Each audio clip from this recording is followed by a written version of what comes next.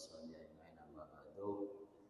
Jamaah rahimakumullah, meneruskan tentang masalah hal yang berkaitan dengan puasa.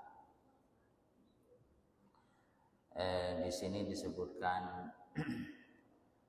fa in qulta, apabila Anda bertanya, faman iktasara ala kaffi syahwatil batni wal farji wa tarki hadhil ma'ani faqad qala al fuqaha shaumuhu sahihun fama ma'nahu. Jadi di sini disebutkan kalau Anda bertanya, orang yang berpuasa hanya sebatas tidak makan dan tidak melakukan hubungan suami istri dan tidak lebih dari itu, faqad qala al-fuqaha, ulama fikih mengatakan shaumuhu sahihun, puasanya sah. Fama maknahu, apa maksudnya itu? Jadi kan puasa ini sebagaimana yang disebutkan tadi atau beberapa hari yang lalu bahwa ini sekarang kita kalau bertanya, umpaman beda orang apa sah, cuman sebatas tidak melakukan sesuatu yang membatalkan puasa. Contohnya seperti tidak makan, tidak minum, dan tidak kumpul sama suami istri. Ini kan semuanya hal yang tidak membatalkan puasa untuk dilakukan. Nah, kalau sebatas ini, ulama fikih kan mengatakan sah. Jadi kalau panjenengan umpaman apa sah versi seperti ini itu sudah sah. Itu menurut ulama fikih. Artinya arasanan bakun, terus tangan tetap melakukan atau mengerjakan maksiat, kaki juga seperti itu, anggota tubuh lah tetap dibiarkan melakukan maksiat. Ini kan menurut fikih kan sah. Jadi menurut fikih itu adalah sah. Padahal sebenarnya puasa itu tidak sebatas itu. Menabi kita akan nilai puasa lebih dari sekedar sah. Kadita ini bagi anna fuqaha al-zahir yasbutuna syurat al-zahir bi adillatin ya ad'af min hadhihi al-adillah allati awradnaha fi hadhihi syurutil batinah. Imam Ghazali ada bumun pada orang yang atanya, pasana cuma tidak mengerjakan yang membatalkan itu kan sah. Terus itu apa maksudnya? Begini, ada ulama yang menilai secara zahir, ada ulama yang menilai dengan batinnya. Kalau ulama menilai secara zahir saja, maka puasa yang seperti tadi itu sah. Itu menurut ulama yang hanya sebatas melihat zahir, yaitu tidak mengerjakan yang membatalkan.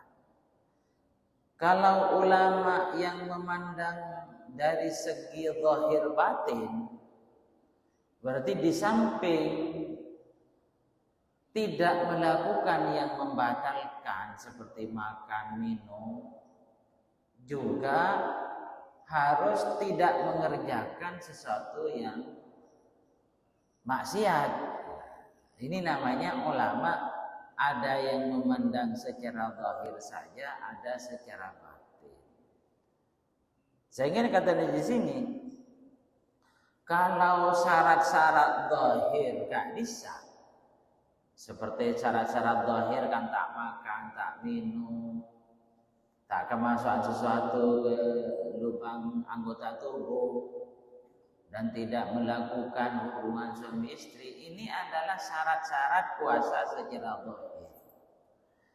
Syarat-syarat batin itu lebih jauh dari itu. Lebih jauh dari apa yang dimaksud secara zahir, seperti si ampun isepudaki pasana saumul khusus. Anggota tubuh tak ngelakoni maksiat. Bukan hanya sebatas tidak mengerjakan yang membatalkan. Lain ini kenyamanan antara zahir dan batin dipadukan. Jadi umpamanya kita melihat secara batin, beda orang di siang hari Ramadan tepat apa pas arasanan orang atau mengelakoni maksiat selain. Mon atanya de ulama batin betal bahasa. Mon atanya de ulama zahir sah. Mon atanya de ulama zahir sah, ulama batin tidak sah. As-sah maksudnya ulama zahir tak andi tanggungan qadha. Ku laku ceritanya akina banallahu ta'ala apa sabab engki eteku malaikat oh bener apa sah. Cuman apa sah oleh berempat kenjeran ini ke yang batin kan. Ben apa sah berapa tahun? Sepitu tahun. Artinya sepitu tahun setiap anu sebulan setahun. Karena sepitu kali dalam bulan Ramadan. Lapa orang kenjerna orang siapa sah sepitu bulan oleh sekian kilo, orang siapa sah seket bulan oleh sekian kilo. Lah tentunya lo pada pas umpaman beda orang apa sah pada sebitu bulan setiap Ramadan apa sah sehingga apa sah sebitu kali. Beda kencerna oleh 1 ton, beda kencerna oleh setengah ton, beda kencerna oleh cuma 100 kilo. Nah apa pitana? Pitana nikah adalah secara batin yang membedakan. Secara zahir ijling apa saungku sebitu kali. Karena orang dari belik sampai pada umur memang sebitu kali berarti apa sah. Kencerna tak pada antara orang siapa sah sebitu kali dengan yang satunya belum tentu sama. Atau bahkan orang siapa sah hanya 20 kali bisa menyamai siapa sah sampai 100 kali 100 Ramadan. Dari apa? Dari faktor syarat-syarat batin terpenuhi. Syarat-syarat batin saya sebut lagi dari iman. Artinya bukan hanya sekedar tidak makan dan tidak minum, tapi anggota tubuh si lain juga noro apa sah di dalam bermaksiat. Ini kabehana. Itu yang menjadi perbedaan kita. Walakin laisa ila fuqaha dhahir min at-taklifat illa ma yatayassar ala umumil ghafilin. Jadi nangkade itu bagi sepaling gampang dekat orang seumum. Mayoritas orang pasan nikah adalah memang versi zahir. Aspek zahir. Sehingga nama ada orang yang diutang pasah secara fikih. Oh, tangan sakap pi. Kenapa kalau betal? Jadi sakap pi. Jadi urusan kejaran, urusan budi. Urusan kejaran ini urusan budi. Yang penting orang nikah lo adi otak pasah. Urusan oleh berapa kejarna adalah yang menentukan aspek batin. Aspek batin gue lebih panjang.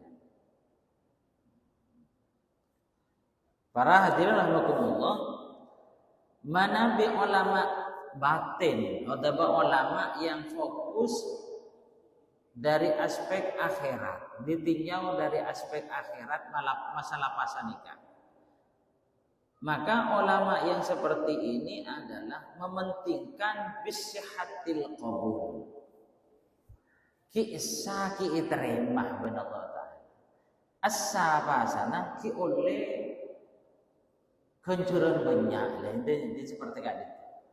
Itu kalau ulama yang melihat aspek batin, mementingkan daerah sekiranya apa sanasa, benda sekiranya apa sana iterima benar Allah. Karena sudah memenuhi syarat secara zahir dan batin. Wabil qabul al-usul ilal maksud. Dengan puasa diterima tadi, maka bisa meraih apa yang dicita-citakan, apa yang diinginkan. Jadi menabi ibadah ampun etrema benang khususnya puasa, maka target puasa yang hakikat, yang sebenarnya itu akan dicapai. Berkali-kali lewat lebih banyak. Wa yafhamuna anna al-maqsuda min as-sawm at-takhalluq bi khuluqin min akhlaqillah ta'ala. Dan kita tahu bahwa tujuan puasa itu adalah agar kita meraih menjadi orang yang berakhlak. Nabi yang itu berakhlak dengan akhlak Allah. Dengan apa sang pas ngoleh akhlak yang target paling tinggi adalah berakhlak dengan akhlak Allah. Akhlak Allah mereka berroh. Main ke akhlak Allah, akhlak Rasulullah berroh.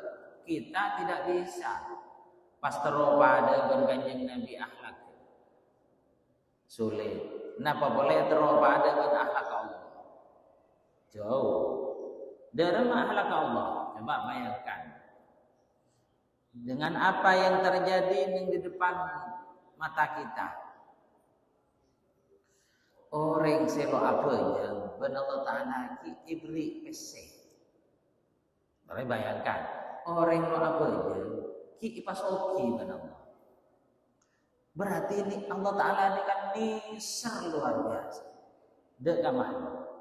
Nisar luar biasa. Seorang lah sudah melanggar. Ki yobe ini benar Allah Ta'ala. Coba panjenengan baik. Andi kancang melanggar terus panjenengan. Panjenengan paling lalu kira peduli deh orang ini. Kenapa? Karena melanggar terus. Mana Allah Ta'ala tidak. Ini kan nyaman akhlak Allah. Ini kan contoh kecil. Coba contoh boleh seperti Amerika.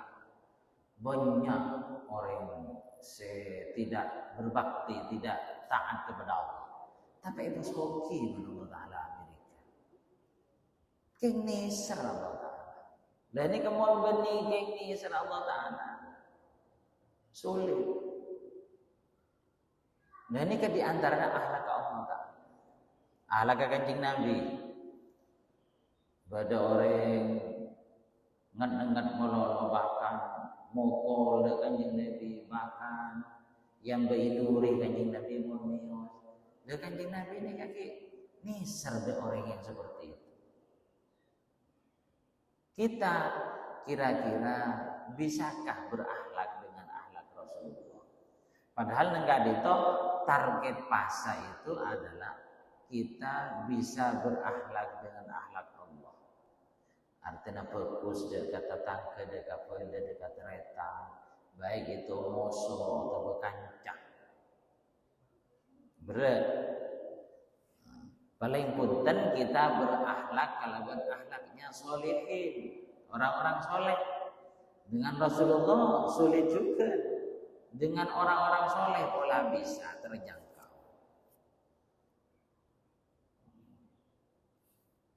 Kemudian juga wal iktida'u bil malaika fil kaffi anisyahawat bihasabil imkan.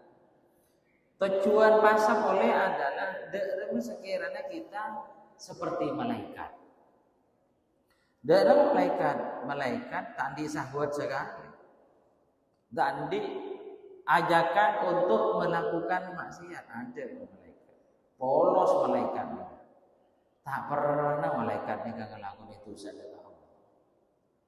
Jadi sampai sana kita sah seperti itu. Maka dalam ayat Al-Qur'an la'allakum tattaqun kan sadaya. Kutiba alaikumusiyam kama kutiba alal ladzina min qablikum kan sadaya. Yang terakhir la'allakum tattaqun. Jadi kita dikemas oleh Allah menjadi orang yang berpuasa, pola-pola jadi orang yang takwa. Pola-pola jadi orang yang berakhlak. Pola-pola seperti malaikat. Londe ngelakuin itu dosa. Ini tujuan utama puasa itu. Fa innahu munazzahun anin syahawat. Malaikat itu tidak pernah tersentuh dari syahwat. Lo kenceng ngelakoni, terus ngelakoni dosa lo ada malaikat. Ada kita-kita. Lah yang diinginkan kita sebagai orang yang berpuasa adalah seperti itu. Wal insanu rutbatuhu fawqa rutbatil bahaim. Waduh, dawuh Imam Ghazali, kita sebagai manusia itu cuma lebih tinggi sedikit dibandingkan sapi, dibandingkan kambing, dibandingkan unta. Lebih tinggi didik. Sampai di rumah, sampai tak nampak bedoreng atau mau kesake. Ajam di rumah, ada banyak orang lah tadi. Artinya tadi tobus. Itu manusia cuma sebatas di atasnya sedikit. Jadi umpama ada orang ngelakuin maksiat secara terang-terangan, ya berarti bagaimana hewan, bagaimana kambing, bagaimana sapi, hampir sama. Makanya kita diadakan puasa pola-pola ke atas sampai dekat tingkatan malaikat. Jadi kita katanya Imam Ghazali berenang atas sapi cuman. Kenapa kok hanya kok tidak dianggap sama dengan sapi ataupun kambing? Liqudratihi binuril aqil ala kasri sahwatihi. Karena manusia itu masih ada kemampuan untuk menghilangkan syahwatnya. Andi kemampuan, andi akal dengan cara berpuasa. Nah ini kan manusia ini kan andi cara bagaimana ajakan kejelekan itu bisa dihindari.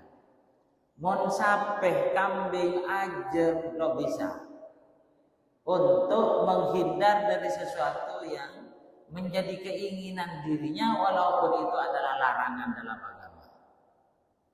Tandi kesempatan dan kemampuan itu. Waduna rutbatil malaika, dan manusia itu di bawah pangkat malaikat. Mun malaikat nikala andi nafsu sing nglakoni juga mun manusia kan andi. Karena manusia ini kan dikuasai oleh nafsu. Seringkala manusia itu menghadapi nafsu tadi. Jadi sering kita sebagai manusia itu sering dikalahkan oleh nafsu kita. Faman fahima makna shaum wa sirrahu.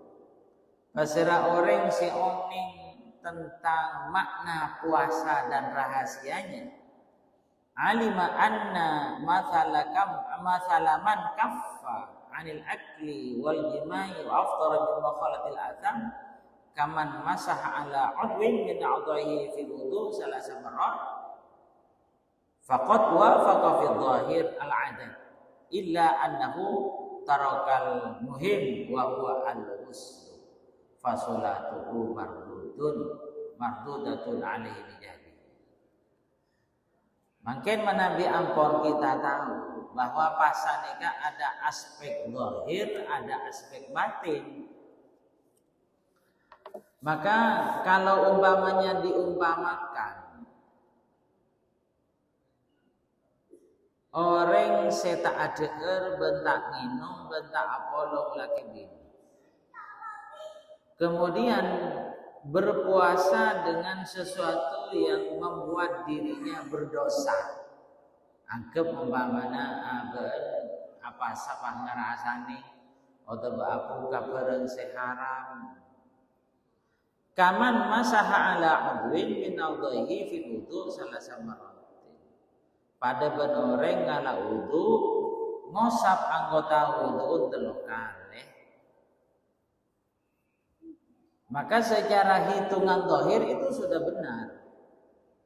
Tapi orang ini tidak mandi, fa sholatuhu mardudatun, maka sholatnya adalah ditolak.